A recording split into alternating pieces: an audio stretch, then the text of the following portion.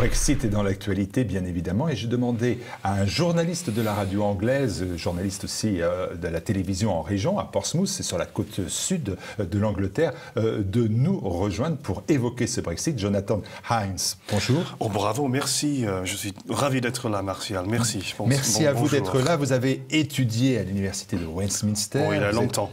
Il y a longtemps, pas si longtemps que ça, et vous êtes proche, déjà longtemps. proche du mouvement pour le Brexit, qui est le UKIP de Nigel Farage. Oui, c'est ça. Nous allons bénéficier de votre présence pour découvrir ce qui est important, c'est-à-dire votre regard, et à travers vous celui de la Grande-Bretagne, sur l'actualité nationale et aussi internationale. Le sommet de l'Union européenne s'est achevé le mercredi 17 octobre, il y a quelques jours, par un blocage concernant ce fameux Brexit. Le Premier ministre britannique Theresa May est reparti, comme l'on dit, les mains vides. Comment vit-on cela outre-Manche? C'est douloureux, c'est long. J'ai toujours dit aux gens, avant le référendum, j'ai toujours dit qu'on allait devoir traverser une période très compliquée, très dure, mais c'est beaucoup plus long et plus douloureux que j'aurais prévu. Hein.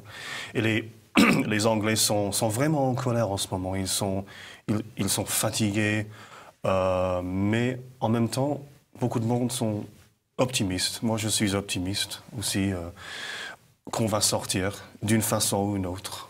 Alors, quand ils disent en colère, sous quelle forme ça prend? Est-ce qu'il y a par exemple des manifestations de rue, ou est-ce que c'est une colère qui s'exprime à travers la presse ou par des pétitions, des choses comme ça? On a plein de choses, bien sûr, en ligne. Sur les réseaux sociaux, mais oui, il y a une série de manifestations récemment en Angleterre, dirigées par Nigel Farage et d'autres, et même dans ma ville natale, il y a eu une conférence, il y avait des milliers de personnes là la semaine dernière pour sauver le Brexit, parce que maintenant il y a des gens qui se désespèrent. Donc là, les manifestations que vous évoquez, c'est des manifestations qui veulent que le référendum ait son application dans la réalité politique, c'est ça? Donc ils font pression sur Theresa May. Oui, c'est ça. Et Theresa May a toujours, abattu. J'ai beaucoup d'admiration pour elle. Elle est quelqu'un de très forte, quelqu'un de très élégante. J'aime bien Theresa May, mais je crois que peut-être elle n'était pas la meilleure personne pour s'occuper de ces négociations. Je crois que, contrairement à son caractère normal, elle a été un peu trop diplomatique, pas suffisamment dure, pas suffisamment fort. Alors le président Macron, c'est le président français, a indiqué qu'il appartenait à Theresa May de, je cite, revenir avec des solutions, la date n'est pas fixée, on parle de novembre, et d'évoquer le nœud de la négociation qui est la question de l'Irlande. D'ailleurs, pas seulement de l'Irlande, mais de quoi s'agit-il? Qu'est-ce que c'est cette question de l'Irlande, concrètement? Un peu comme la question de l'Écosse. Oui, c'est compliqué, c'est très...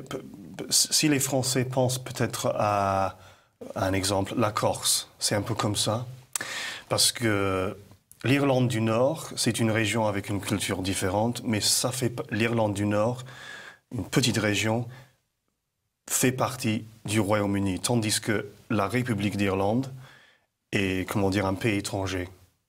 La République d'Irlande, ils sont dans l'Union européenne, mais c'est un pays étranger, c'est pas du Royaume-Uni. C'est un pays indépendant. Oui, c'est ça. Et donc, ça c'est pourquoi c'est tellement compliqué et tellement pénible. Et aussi parce que si je m'excuse de changer de thème, mais avec l'Écosse, la plupart des Écossais n'ont pas voté pour le Brexit. Mais l'Écosse fait partie du Royaume-Uni. Donc, c'est une question diplomatique très, très épineuse. Alors, à la différence, si j'ai bien compris, que Theresa May n'a pas besoin pour sa majorité des voix écossaises qui sont majoritairement de gauche et qui ne sont pas conservatrices, donc elle n'a pas besoin de cet apport-là, alors qu'elle a besoin de l'apport des unionistes. Oui, Elle en a besoin et d'Irlande. Oui, c'est ça. Et c'est une chose, comment dire, l'Irlande du Nord, ce n'est pas une région très grande. Mais en même temps, cela a ralenti les négociations. Cela nous a donné encore une impasse. Nous avons déjà beaucoup d'impasses et ça nous donne encore un autre. Et quelle est la difficulté? On comprend mal quelle est la difficulté. Alors, je lis la presse, on me dit il faut faire un compromis sur le backstop, un filet de sécurité qui permettrait d'éviter le retour d'une frontière dure entre l'Irlande du Nord et la République d'Irlande. C'est pas forcément très clair, cela. Ça veut dire quoi? Non, c'est ça, parce qu'ils veulent éviter ça, parce que la majorité des Français vont savoir beaucoup sur les violences qu'on a eues dans les années 70 et dans les années 80, parce qu'il y avait des Irlandais de la République, ça c'est la plus grande partie de l'île, qui voulaient que la nation d'Irlande soit unie dans une seule île. Et on a eu tellement d'années de violence, c'était des violences, c'était du terrorisme, c'était vraiment sérieux, vraiment grave.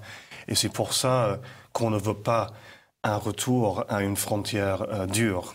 On veut garder un peu d'unité en Irlande et n'avoir pas une frontière entre l'Irlande du Nord et la République d'Irlande.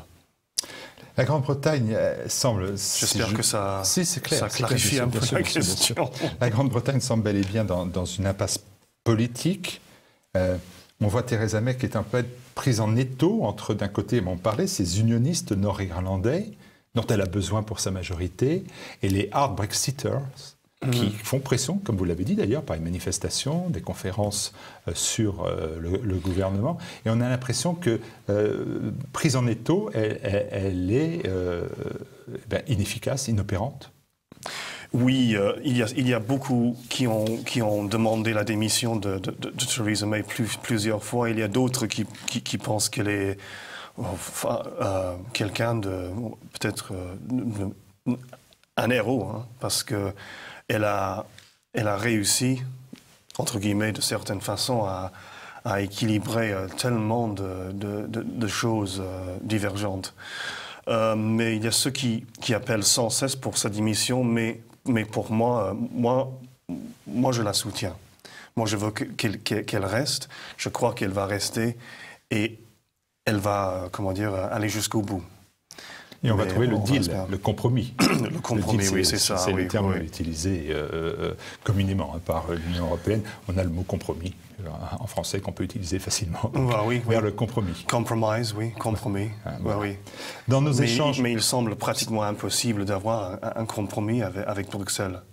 C'est comme ça qu'il semble que Bruxelles veut faire croire aux gens que la Grande-Bretagne est comme un enfant qui se comporte pas bien, comme un île qui va être isolé, un île qui a agité des problèmes, qui va avoir des ennemis partout en Europe et tout ça. Et c'est vraiment cruel, c'est vraiment injuste de oui, on a des échanges, aux gens. On a des échanges réguliers et vous m'avez fait part de votre agacement. Vous m'avez dit un jour, je suis agacé par l'Union européenne. Qu'est-ce qui vous gêne? C'est le fait que vous pensez que la Grande-Bretagne est traitée avec mépris et condescendance par l'Union européenne, peut-être aussi par, non pas la France, mais par le gouvernement français, Emmanuel Macron? Oui, absolument. C'est comme l'Union européenne est pour moi une machine, entre guillemets, gouvernementale très dangereuse. Et il y a ceux qui veulent désespérément que la Grande-Bretagne reste dans l'Union européenne. Et ils semblent ignorer la corruption, ils semblent ignorer la nature dangereuse de l'Union européenne. Ils semblent ignorer tout ça complètement. Ils ne veulent pas en parler. Ils veulent que la Grande-Bretagne reste dans l'Union européenne. Et pour moi, ça, c'est une façon de penser très dangereuse et très aveugle. Est-ce que vous j'arrive pas à comprendre.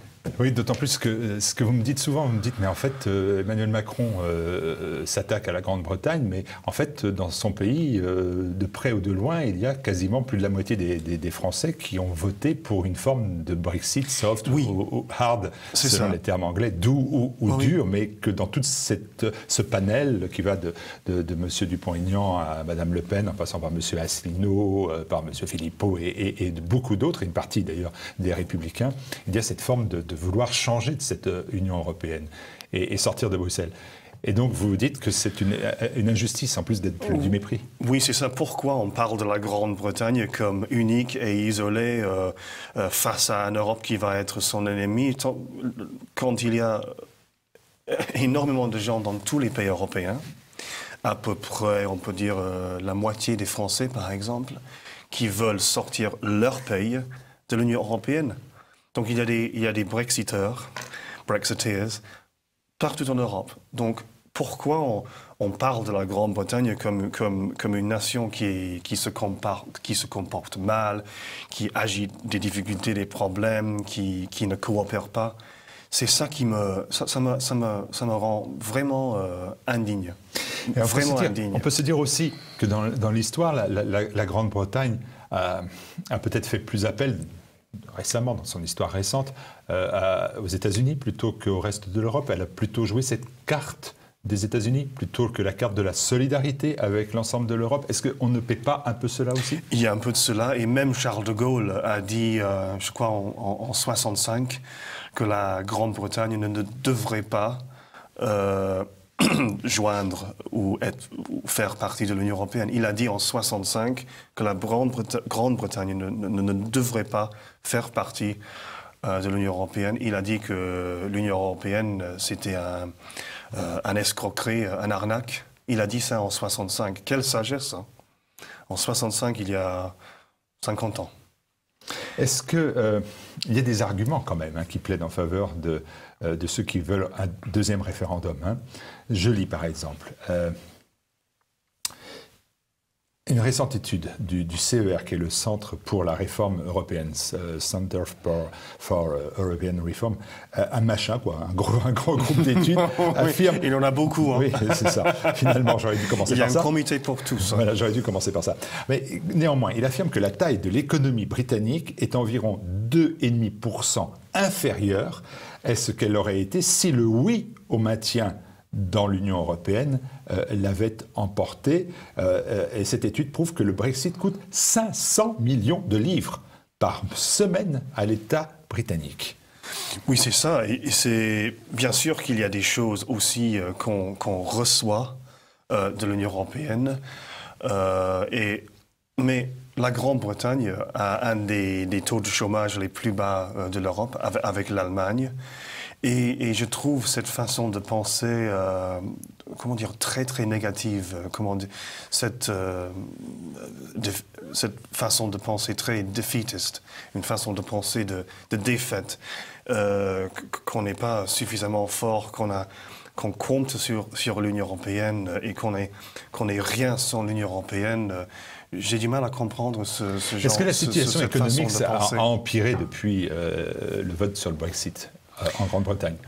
Est-ce que la situation économique, sociale des Anglais a baissé? La pauvreté s'est accrue? Non, pas du tout. Non, il y a eu énormément de prévisions très inquiétantes qui faisaient peur aux gens. Et ces choses-là, pour la plupart, ne se sont pas produites.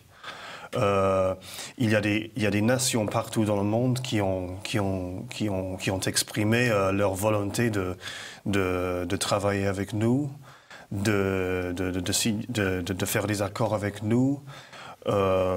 C'est sûr qu'il y a il y a pas mal de gens qui ont dit qu'ils vont quitter la Grande-Bretagne à cause du Brexit, les gens qui sont venus d'autres pays européens. Et moi, je trouve ça triste parce que c'était pas une vote, raciste ou xénophobe. On n'a rien contre telle ou telle nation en Europe, ça n'a rien à voir. Dites-moi, regardez, Robin Walker, qui est votre sous-secrétaire d'État chargé du Brexit. quand il intervient dans la presse, il dit, il cherche de manière urgente même à rassurer les ressortissants de l'Union européenne, donc aussi les Français, en disant, dans tous les cas, tous ceux qui sont installés en Grande-Bretagne, ils peuvent rester.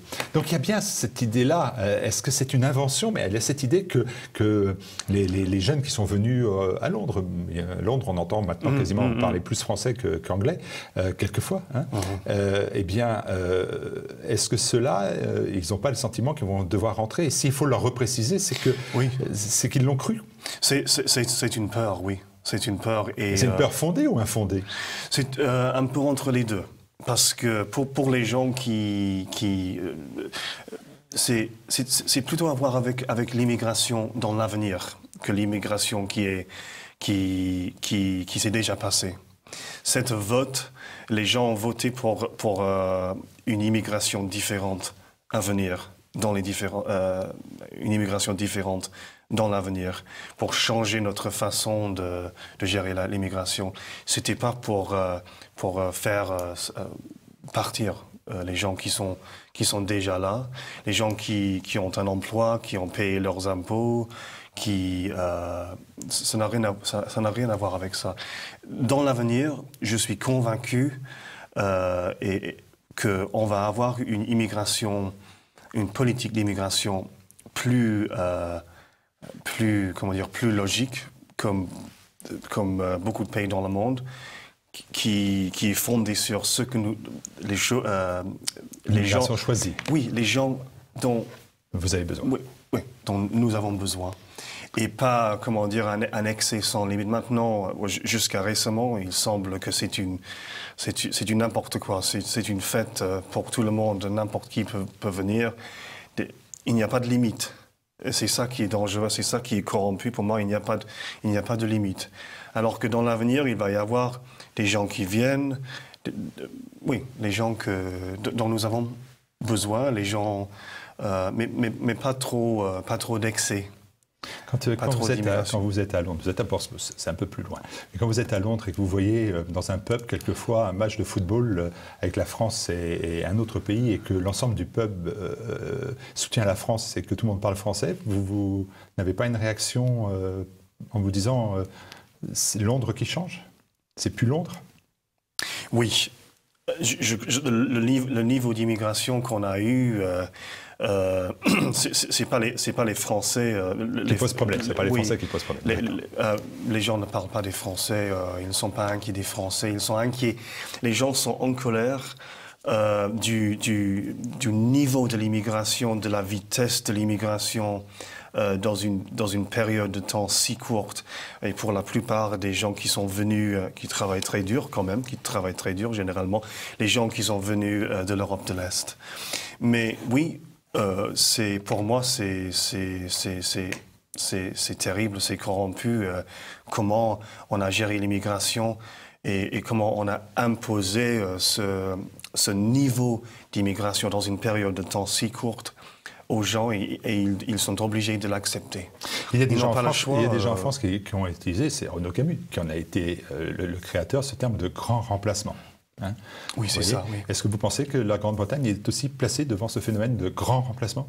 Oui, c'est ça. Les gens parlent d'accueillir tout le monde, d'aider tout le monde. Et moi, je suis humanitaire comme la plupart du monde. Moi, ce n'est pas... mais il ne s'agit pas de l'humanité. Pour moi, il s'agit d'une sorte de corruption, d'avoir une immigration de cette vitesse, de cette ampleur dans une période de temps si courte. C'est pas accueillir des gens, c'est pas... ce n'est pas l'humanité, c'est un manque de respect pour la nation. Et la nation est une phénomène très important. C'est une chose saine. Hein. La nation, il faut avoir des nations, des identités, mais il y a des gens de gauche et même du centre, pour employer je sais que ces termes gauche et droite sont surutilisés, sont un peu clichés, mais il y a des gens de gauche qui se foutent du concept de la nation. Donc ils ne comprennent pas que la nation, c'est quelque chose absolument... c'est quoi le mot que je cherche en français? C'est indispensable, vital. Indispensable, c'est ça. C'est indispensable. Et il y a énormément de Britanniques qui ne reconnaissent plus leur quartier, leur ville. C'est pas seulement à Londres, c'est même dans les villes un peu plus petites. Il y a des gens qui disent qu'ils ne reconnaissent plus leur quartier. Et on ne peut pas dire que toute cette immigration de cette ampleur a été nécessaire. Ce n'a pas été nécessaire. C'est plus qu'excessif. Hein. C'est une forme de corruption, à mon avis, parmi les politiques qui ont permis ça d'arriver de cette façon. Je voulais vous remercier d'être venu jusqu'à nous pour évoquer ce sujet. J'ai vraiment une dernière question. Quelle attitude du peuple anglais bientôt, du peuple en Grande-Bretagne? On dit souvent en France que si un nouveau référendum avait lieu, les anti-Brexit eh bien, gagneraient la partie. C'est le Brexit serait revu et ne serait pas appliqué. Oui, il y a ceux qui disent ça, mais il y a ceux qui disent que davantage de gens voteraient pour sortir. Parce qu'après avoir vu ce qui se passe ces derniers 2 ans, et cela a été douloureux, il va y avoir, je crois, des gens aussi, on peut dire, qui ont vu les difficultés de sortir et comment nous avons été traités par certaines personnes à Bruxelles, et ils vont voter. C'est plus probable qu'ils vont changer d'avis, et cette fois, ils vont voter pour sortir. Mais il n'y a pas d'élection européenne en mai prochain, puisqu'il n'y aura plus de députés anglais à Strasbourg et à Bruxelles. Les prochaines échéances électorales, si elles sont respectées en Grande-Bretagne, c'est quoi la prochaine élection? Sauf si, bien évidemment, le gouvernement tombe. Mais quelle est la prochaine étape? Quelle est la prochaine élection? On a le parti travailliste, je veux dire de gauche, un peu comme en France, vous avez Jean-Luc Mélenchon. Ils ont essayé de pousser récemment pour une élection, parce que pour virer Theresa May. Mais s'il y a la principale chose que les gens veulent d'un accord, c'est l'arrêt de